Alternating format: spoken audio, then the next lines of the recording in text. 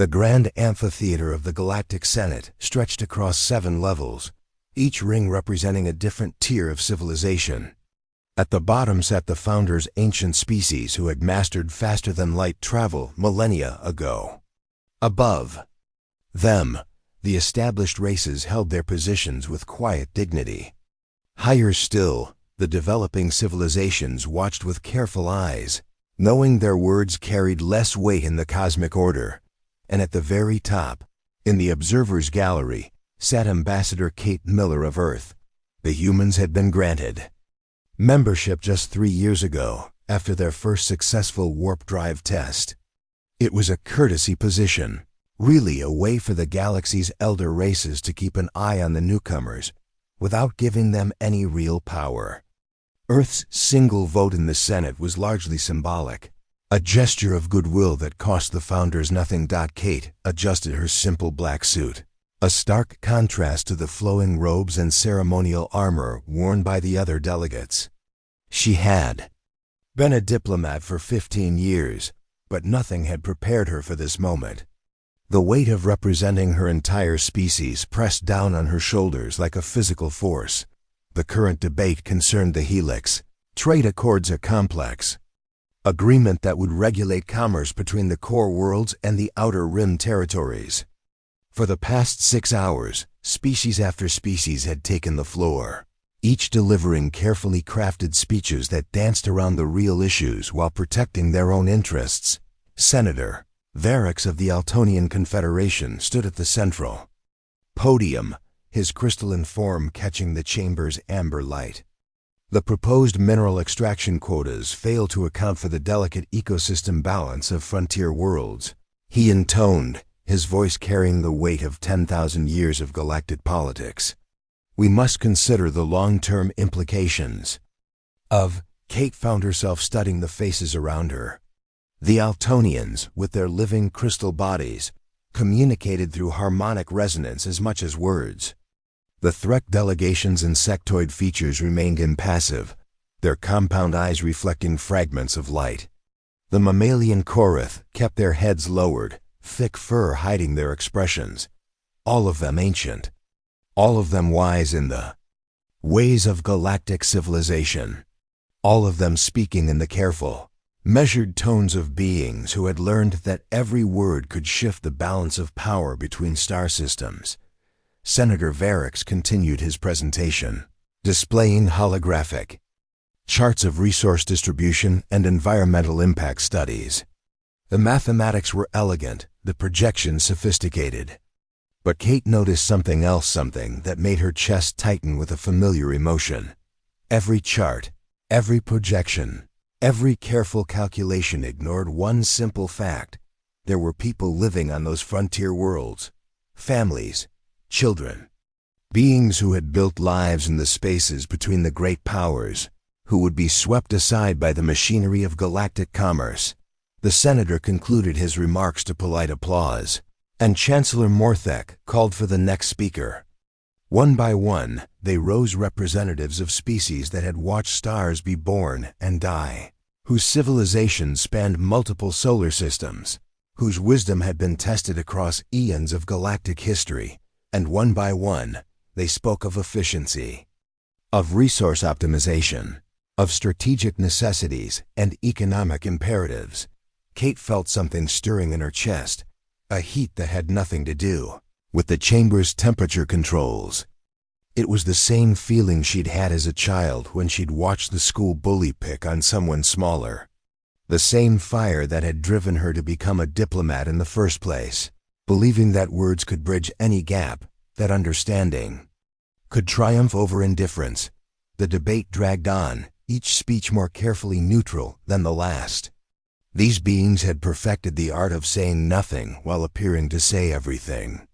They had learned to speak without risk, to debate without passion, to govern without getting their hands dirty. But they had forgotten something essential. Every great bond starts with a single moment of courage. HFY Chronicle Stories is just beginning, and your support matters. If you love emotional sci-fi tales, forbidden connections, and stories that stay with you, hit subscribe.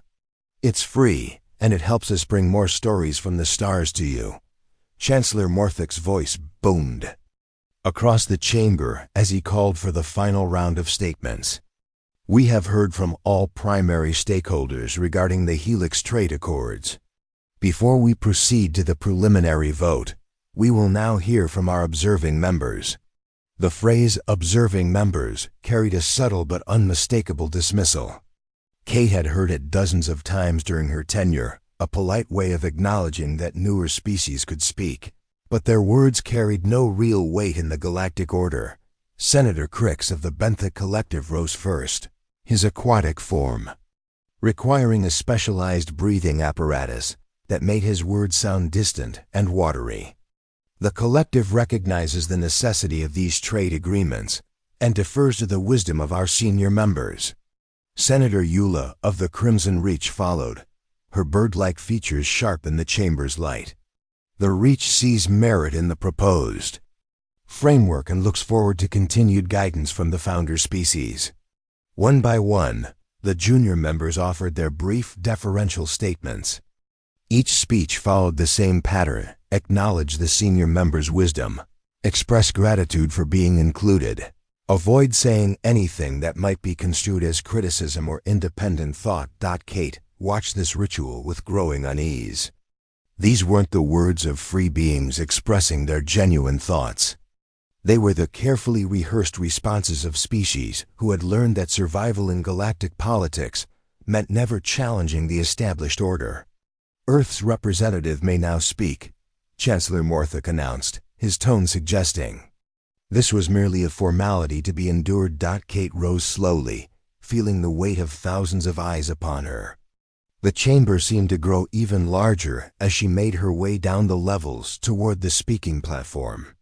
Her footsteps echoed in the sudden silence, each sound amplifying her isolation. At the podium, she looked up at the assembled delegates. The founders sat with the patient expression of adults waiting for a child to finish reciting a poem.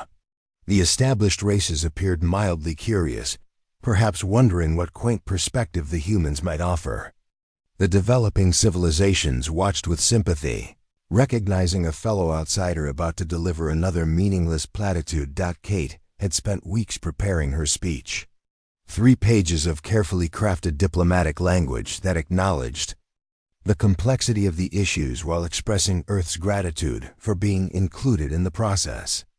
Safe words that would offend no one and accomplish nothing. She set the speech aside. I've been listening to this debate for 6 hours, she began, her voice carrying clearly through the chamber's acoustics. I've heard presentations on resource allocation, trade route optimization, and economic efficiency projections. I've seen charts and graphs and statistical models that would make our best economists weep with envy. A few delegates shifted in their seats. This wasn't the tone they were expecting from a junior member. But in all of these presentations, in all of these carefully calculated projections, I haven't heard one word about the people who actually live on these frontier worlds. The families who will be displaced by mining operations. The communities that will be broken apart by shipping lanes. The children who will grow up in the shadow of extraction platforms. Senator Varix's crystalline form began to emit a low harmonic frequency, the Altonian equivalent of clearing one's throat. The human representative misunderstands the scope of our discussion. Individual welfare concerns are addressed through separate humanitarian protocols. Humanitarian protocols, Kate repeated, her voice growing stronger. You mean the paperwork you file after you've already destroyed someone's home? A ripple of surprise ran through the chamber. Junior members simply didn't interrupt senior senators during formal sessions. Chancellor Morthic's imposing figure leaned forward. Ambassador Miller, you are out of order. Please confine your remarks to the trade accords under discussion. Kate felt that familiar fire building in her chest again. Around her, the most powerful beings in the galaxy sat in their comfortable seats, protected by layers of protocol and procedure from the messy reality of their decisions. They had turned governance into an art form, beautiful elegant, and completely removed from the lives it actually affected. "I am talking about the trade accords," she said, her voice carrying to every corner of the vast chamber. "I'm talking about what they actually mean, not what they look like on paper." The chamber fell silent. Even the subtle background hum of the environmental system seemed to pause, as if the building itself was holding its breath. Kate looked around at the podkove, assembled delegates, beings whose civilizations had endured for millennia, whose wisdom had guided the galaxy through countless crises, whose experience dwarfed humanity's brief stumble into the stars. And she realized that for all their wisdom, for all their experience, they had forgotten the most important lesson of all. "You want to know what makes humans different?" Kate asked, her voice cutting through the stunned silence. "It's not our technology. Half the species in this room were building warp drives when our ancestors were still discovering fire. It's not our intelligence. I've seen Eltonian mathematical proofs that would take our best minds decades to understand." She paused, looking directly at the founder delegation in the lowest tier. "What makes us different is that we never learned how to stop caring."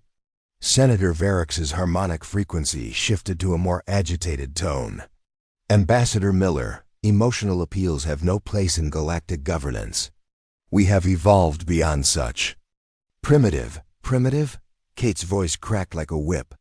"You think caring about people is primitive?" She turned to address the entire chamber, her movements sharp and deliberate. "You've all become so sophisticated, so evolved, that you've forgotten what civilization is actually for. You've turned governance into a mathematical equation where people are just variables to be optimized." Chancellor Morthic's massive form shifted ominously. "You overstep your bounds, human. The Galactic Order has maintained peace for over 10,000 years through careful consideration and measured—" "Peace for whom?" Kate interrupted, her voice rising. "Peace for the species wealthy enough to build ships and claim worlds? What about the Helkan refugees who've been living in shipping containers for 3 generations because their homeworld was strip-mined for rare metals? What about the orbital communities that exist in legal limbo because they don't fit your definition of planetary sovereignty?" The chamber erupted in a cacophony of voices, harmonic frequencies from the Eltonians, clicking sounds from the Threk delegation, the deep rumbling of the Korath. But Kate pressed on, her voice somehow carrying over the din. "I've read your histories. Every single one of your species started the same way we did, young, angry, making mistakes, but caring deeply about something bigger than themselves. Eltonians fought a civil war that lasted 3 centuries because they refused to abandon their crystal forests to industrial development. The Threk nearly went extinct, defending their nursery worlds from corporate exploitation."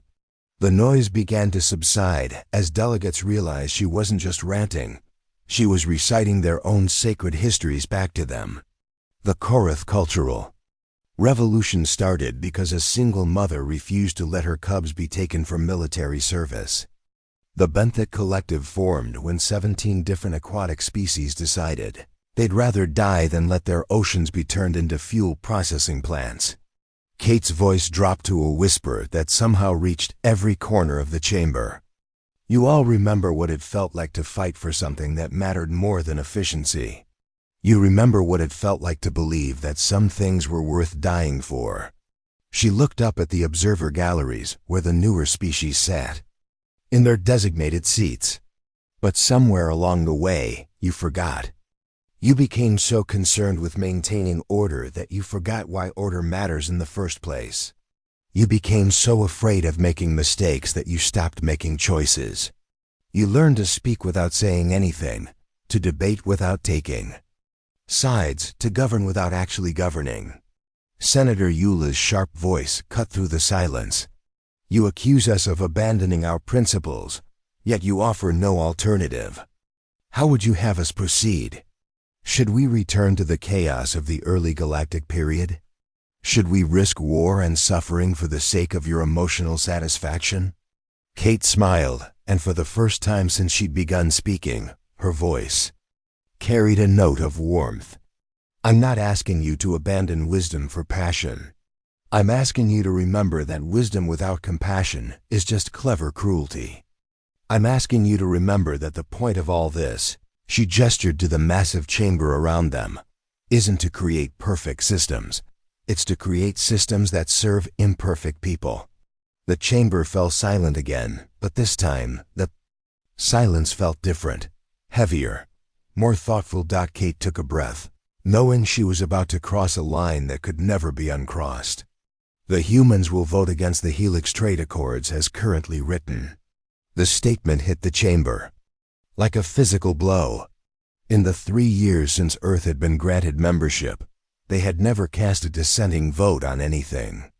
They had been the perfect junior members, grateful, deferential, and completely predictable. Chancellor Morthic's voice boomed with authority. The human vote is symbolic only.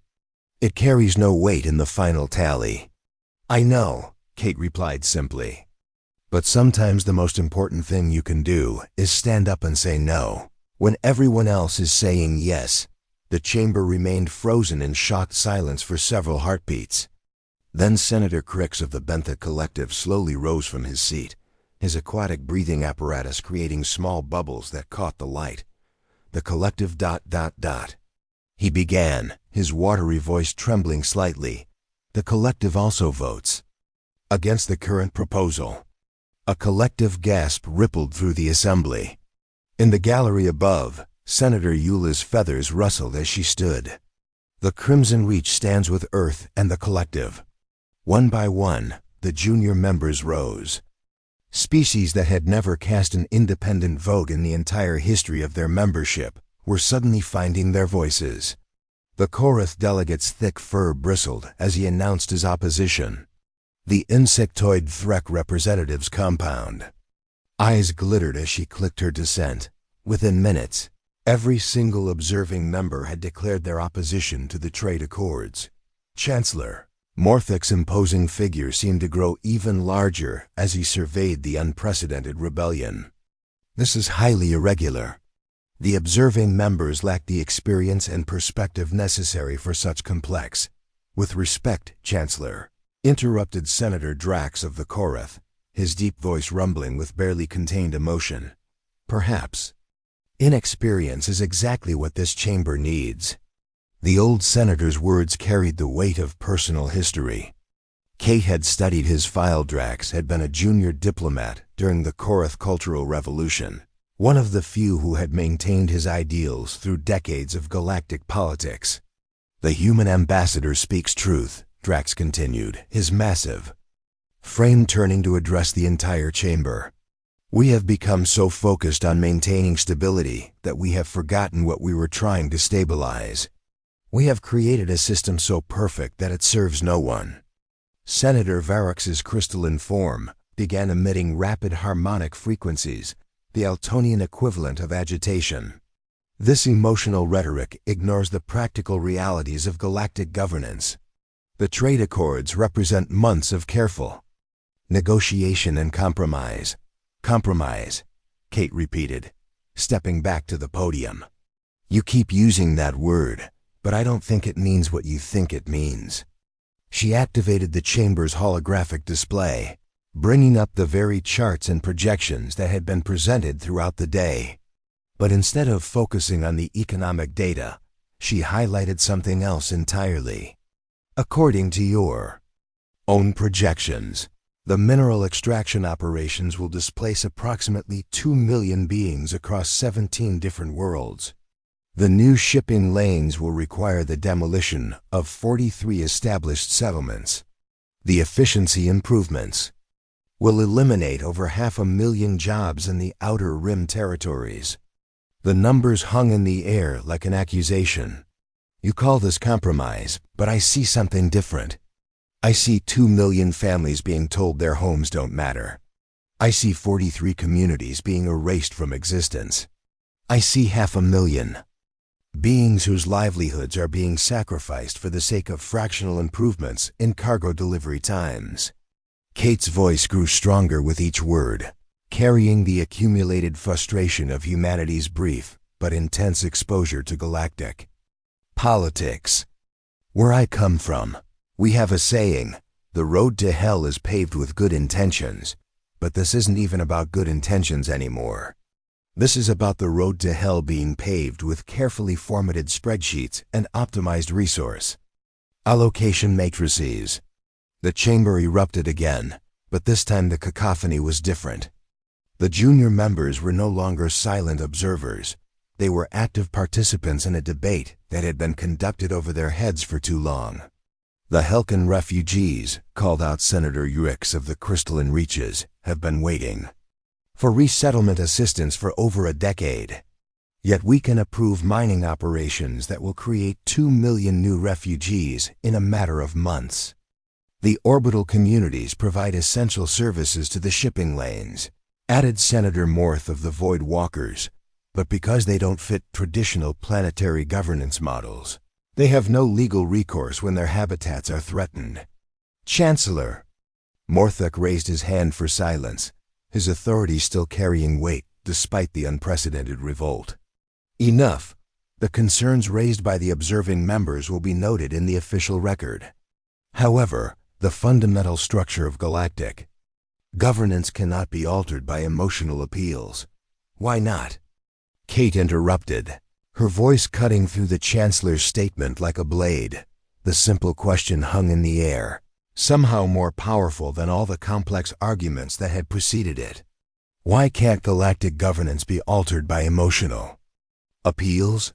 Why can't the way we treat people be influenced by how we feel about treating people? Why have we decided that caring is incompatible with wisdom? Kate looked around the chamber, making eye contact with delegates from every tier of civilization. You've all convinced yourselves that evolution means becoming more rational, more logical, more removed from the messy business of actually caring about the consequences of your decisions. But that's not evolution. That's just fear wearing a sophisticated mask. She paused, letting her words sink in. You're afraid that if you let yourselves care, you'll make mistakes. You're afraid that if you acknowledge that governance is about people, not systems, you'll have to take responsibility for the pain your decisions cause. The chamber fell silent once more, but Kate wasn't finished. But here's what I've learned. In my 3 years of observing this body, you're making mistakes anyway. You're just making them in the name of efficiency instead of compassion. And somehow, that's supposed to make them acceptable. Kate stepped back from the podium, her hands trembling slightly as the full weight of what she had done settled upon her. She had violated every rule of diplomatic protocol, challenged the fundamental assumptions of galactic governance, and sparked what appeared to be an open rebellion among junior member species. And she had done it all with a single word repeated throughout her unprecedented speech. Why? Chancellor Morthuk surveyed the chaos in the chamber with the expression of a being who had overseen galactic affairs for longer than human civilization had existed. When he finally spoke, his voice carried the weight of millennia. The human ambassador raises provocative questions. However, the stability of galactic civilization depends upon established protocols and proven systems. We cannot simply abandon 10,000 years of successful governance because of emotional. Successful for whom? The question came not from Kate, but from an unexpected source, Senator Thane of the Altonian Confederation. The ancient crystalline being's harmonic frequencies had shifted to something Kate had never heard before in the 3 years she had observed galactic politics. The mathematical precision of Altonian communication was still there, but underneath it was something raw and genuine. I have served in this chamber for 800 years, Senator Thane continued, his crystalline form casting prismatic light across the assembly. I have watched us perfect the art of governance to such a degree that we have forgotten what we are governing for. The chamber fell into stunned silence. Senator Thane was not just a member of the founder species. He was one of the architects of the current galactic constitution. The human speaks of our history, of the crystal forest wars that shaped Altonian civilization. She speaks correctly. My ancestors fought for 3 centuries because they believed that some things were worth more than efficiency. They believed that beauty, that life, that the intangible qualities that make existence meaningful could not be reduced to mathematical optimization. The elderly senator's voice grew stronger, his harmonic frequencies resonating through the chamber's structure itself. We won that war. We saved the crystal forests. But somewhere in the centuries that followed, we convinced ourselves that our passion had been a youthful mistake, that true wisdom lay in removing emotion from decision-making. We learned to speak of beauty as aesthetic resource optimization, and of life as biological sustainability metrics. Senator Thane turned to face Kate directly. The human ambassador asks why we cannot let caring influence governance. I ask a different question. When did we decide that caring was incompatible with intelligence? The question rippled through the chamber like a stone dropped into still water. In the observer galleries, the junior members leaned forward, recognizing that something fundamental was shifting in the galactic order. Senator Varix, the younger Eltonian who had been defending the trade accords, emitted a complex harmonic pattern that Kate's translator rendered as something close to distress. Senator Thane, surely you cannot be suggesting that we abandon rational analysis in favor of, I am suggesting. Thane interrupted with a sound like crystal chimes in a windstorm. That rational analysis without moral consideration is not rational at all. It is simply elaborate justification for not taking responsibility for our choices. The words hit the chamber like a physical force. Here was one of the galaxy's most respected minds, a being whose mathematical theorems were studied across 1,000 worlds, making the same argument that the young human diplomat had been struggling to articulate. Chancellor Morthic's massive form shifted uneasily. Even if we were to accept this philosophical position, the practical challenges remain. The trade accords represent carefully negotiated agreements between dozens of species with competing interests. We cannot simply start over, Kate said. Quietly, but her voice carried clearly through the chamber's perfect acoustics. I beg your pardon? The Chancellor replied. Start over, Kate repeated, her voice growing stronger. Take all these carefully negotiated agreements that nobody actually wants and start over. This time, begin with a different question. She activated the holographic display again, clearing away all the charts and projections that had dominated the day's discussion. Instead of asking, how can we maximize efficiency? Ask, how can we minimize harm? Instead of asking, what serves the system? Ask what serves the people. Instead of asking, what is possible? Ask what is right. The chamber remained silent, but Kate could sense something changing in the quality of that silence. It was no longer the silence of shock or offense. It was the silence of beings who were actually thinking, perhaps for the first time in decades. Senator Drax of the Korath rose slowly, his massive frame commanding attention. The human proposes we rebuild the accords from first principles. Senator Thane suggests we remember why we govern in the first place. These are not radical suggestions. They are basic questions we should have been asking all along. The Benthic Collective supports a complete revision of the trade accords, announced Senator Crix, his aquatic voice carrying new confidence. As does the Crimson Reach, added Senator Eula, her sharp features bright with something that might have been hope. One by one, species that had never challenged the established order were standing up and demanding change. Not just the junior members, but established civilizations that had been part of the galactic community for thousands of years. Kate watched in amazement as the carefully structured hierarchy of the Galactic Senate began to dissolve into something messier but more honest, a genuine debate between beings who had remembered that they were capable of caring about something more than process and procedure.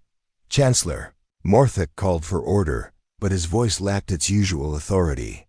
The chamber had transformed from a formal deliberative body into something unprecedented in galactic history, a room full of beings who were willing to admit that they might be wrong, and it had all started with a single word that humans had never learned to stop asking, why?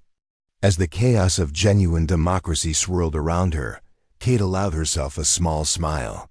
Humanity might be the youngest species in the galaxy, but perhaps that was exactly what the galaxy needed, beings who hadn't yet learned that caring was incompatible with wisdom, who still believed that the question, why, was more important than the answer, because that's how we've always done it.